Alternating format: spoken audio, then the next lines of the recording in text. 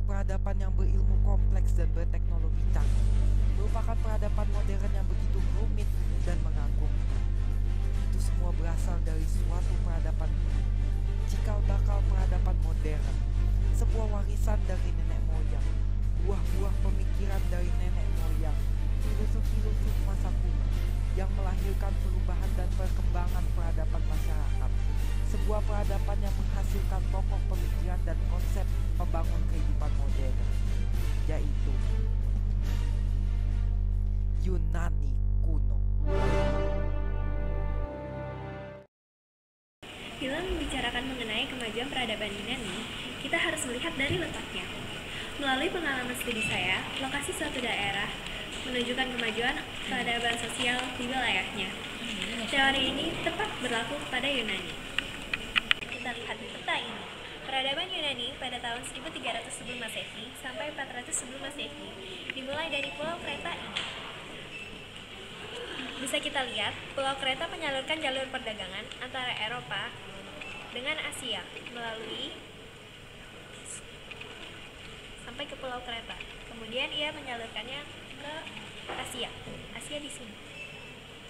Pulau Kreta yang kita ketahui, yang juga sebagai transit jalur perdagangan Eropa-Asia, membuat banyak sekali pedagang yang singgah, menetap, dan berkeluarga. Otomatis terjadi interaksi, sosialisasi, akulturasi, dan asimilasi kebudayaan. Hal ini memunculkan suatu peradaban yang maju di Pulau Kreta. Nah, peradaban yang ada di Pulau Kreta ini adalah cikal bakal peradaban Yunani. Peradaban Yunani memiliki sistem penyimpanan arsip dalam bentuk aksara Yunani seperti alfa, beta, omega, theta, gamma, delta, dan lain-lain. Majunya sistem penyimpanan arsip Yunani membuat peradaban ini mengakhiri masa prasejarah berbagai bangsa di dunia melalui jalur perdagangannya.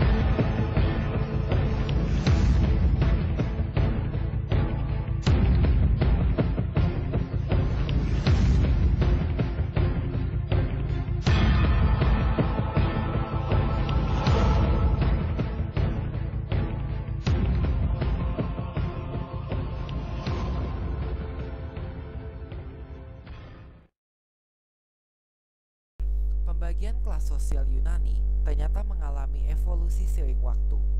Pada tahun 1300 sampai 621 sebelum Masehi disebut masa Draco, di mana pemerintahan dipimpin oleh aristokrat atau bangsawan.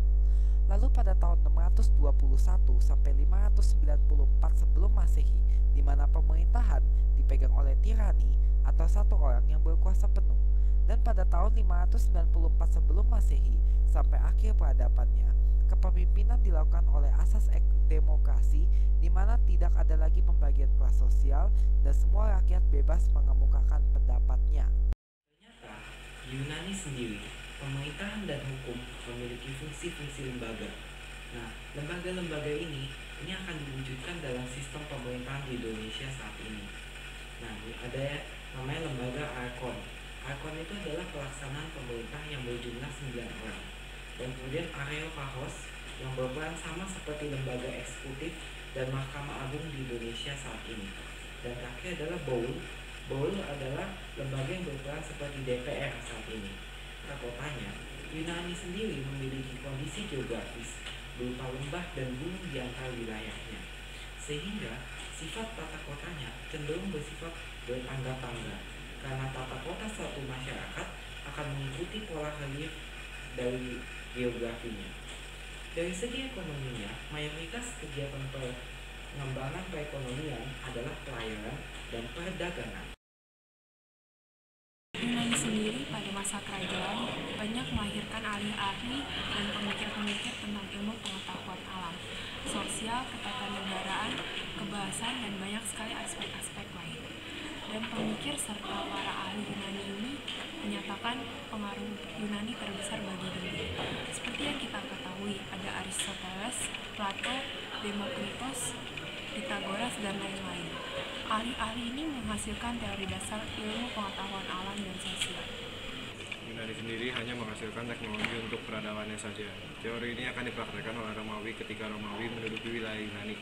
Setelah beberapa abad juga, peradaban Romawi juga akan jatuh ke bangsa lain, sehingga teori yang legendaris dari peradaban Yunani tersebar ke seluruh bangsa di dunia. Pemikiran-pemikiran mereka menghasilkan suatu teori yang akan berkembang menjadi ilmu pengetahuan modern. Perkembangan ilmu pengetahuan ini terwujud dan menciptakan peradaban modern teknologi hingga menciptakan peradaban modern saat ini. Yunani kuno, sebuah peradaban yang menginspirasi seluruh dunia, melewati pewarisan kebudayaan, kehidupan sosial politik, dari awal mula hingga akhir peradaban. Yunani banyak mewariskan pemikiran yang menjadi dasar kehidupan modern saat ini. Akhir kata, kami dari kelompok Yunani mengucapkan terima kasih telah menyaksikan film kami. Sampai berjumpa di lain kesempatan.